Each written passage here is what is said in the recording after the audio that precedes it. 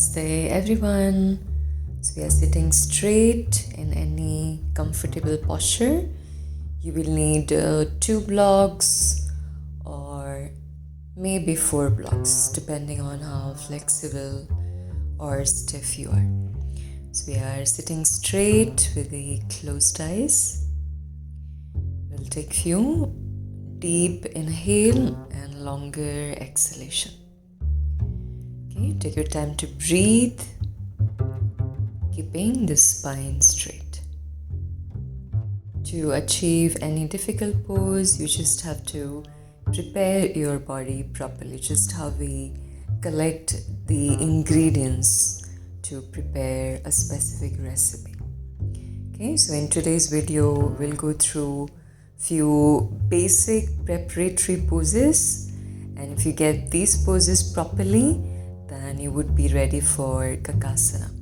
So we take a plank is our first position, wrist and shoulder in one line. Instead of sinking hip, we want to raise the hip just a bit to create a little rounding on the tailbone. Lean on the hands and imagine you are pushing the floor with both the hands. You should be able to hold this posture comfortably for 30 to 60 seconds. If you cannot hold, which means you are not ready for Kakasana yet, so I'll suggest you to just practice plank position on a daily basis. Okay, you can practice this few more times yourself. We are sitting back and we'll prepare for Chaturanga Dandasana, which is a second preparatory position. So we will start with the plank. Check spine is straight.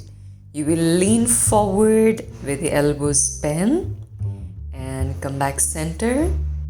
Drop the knees down for a simpler version of Chaturanga. So instead of arching, you will round the back again. Stay on the knee and then go halfway.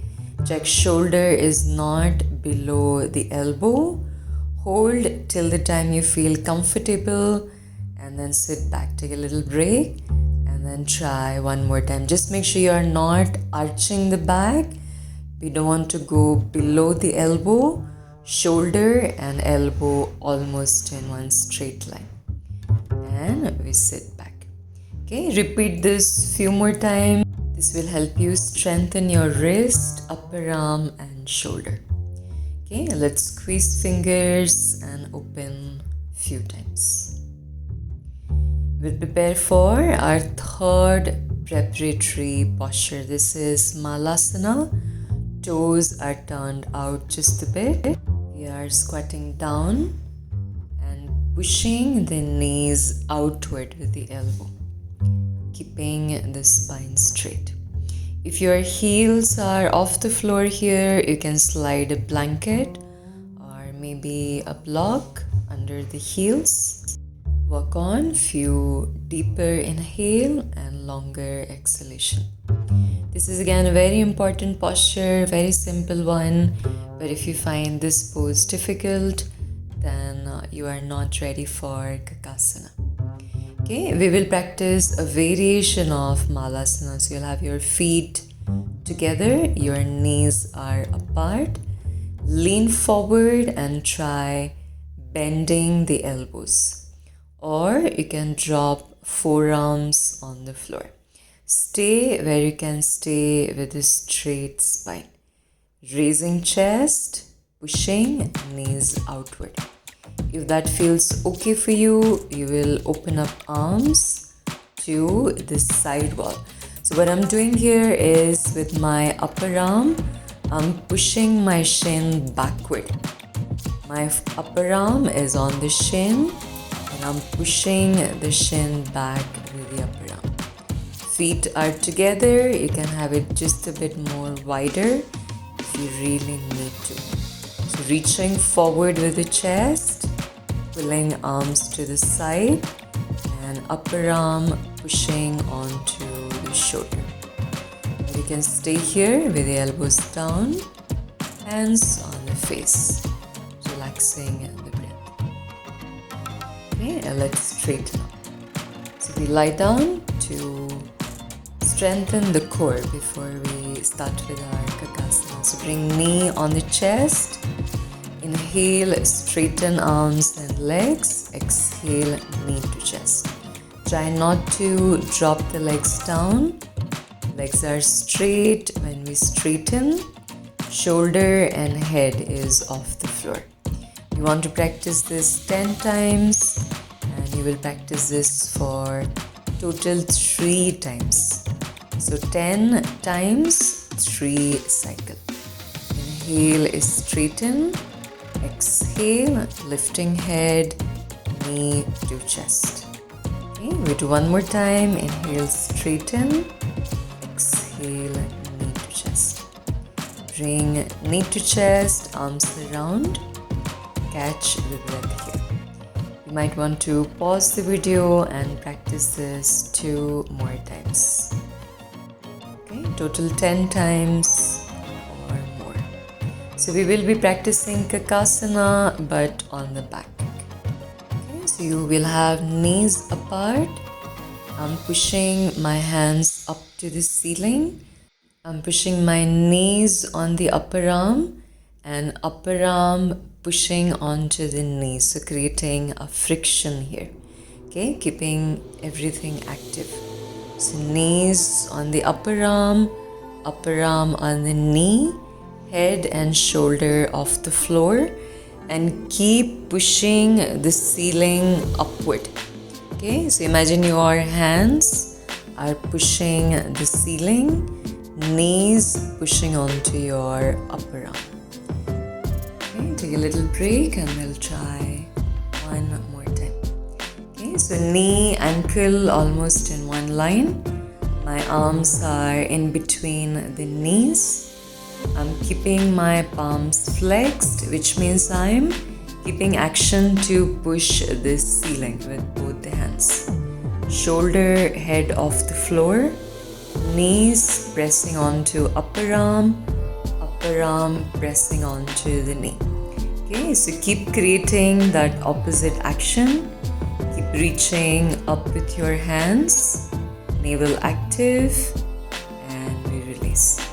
Okay, take one full exhalation. If you get this one right, if your understanding is right here, most likely you will feel comfortable in our actual kakasana practice. So take 2 blocks, maybe 4 blocks if you need a little more height. I am standing on the block and I squat down. Remember the variation of Malasana, we will practice that first. So I have my feet together, my knees are apart, and I'm opening the arms to this side. So this is not just opening, I'm pushing the upper arm onto my shin, actively pushing backward, and actively chest and chin is coming forward. So you fix the upper arm on the shin, give a little bend on the elbow, pressing the palm on the floor. Okay, this is going to be your Chaturanga arms. Just focus on leaning forward right now. Don't even think about lifting the foot up. Keep leaning forward, get the weight on the hands, and only if you can shift forward properly, try lifting one foot or maybe the other foot off the floor. Okay, we'll try this one more time. So prepare for leaning forward first, pushing upper arm onto the shin, fixing the upper arm on the shin, just below the knee. Okay, that's the right way to measure. Keep the elbows softly bent and then keep leaning. Make sure you are looking forward. If you look down, you will fold forward. Okay, so keep looking forward, keep lifting chest. Once you feel comfortable on the hands, walk on raising your feet up. You can flex the feet or you can point the toes back, whatever feels more comfortable for you. Okay, relax the breath here. You can also have a pillow just below your face, just in case if you fall down. You will at least have some support. Okay, and now if you feel comfortable one day, when you feel okay practicing without the block, then we keep feet on the floor, check fingers open, Chaturanga arms, lean forward, get the weight on the hands, and then try lifting one foot or maybe both the foot off the floor. If you notice, I'm lowering my hips down once my feet are off the floor. So my hips and shoulders are almost in one straight line with a little rounded back. Okay, let's sit back and give a little massage to your legs. You can do a little wrist rotation, clockwise and anti-clockwise. If you are up for it, practice a few more rounds of Kakasana. And if you want to relax, take Shavasana, relaxing the body completely. Okay, remember, poses like this are practice of patience. It needs a daily practice, it needs a perseverance. Poses like this will also make you more disciplined and strengthen your willpower. And this is going to create a very healthy, strong character in an individual. But on the other hand, if you practice one day and then you think that's not happening and then you don't practice second day, you are practicing giving up, and that's what you will practice off the mat also. Remember, any yoga pose that you are practicing, it's also helping you to build a strong character and a willpower. This is not just an exercise class. Okay, I hope you keep this in your daily practice if you are working towards Kakasana. Kakasana is also a basic arm balance, so if you get this one right, other arm balances will become easier.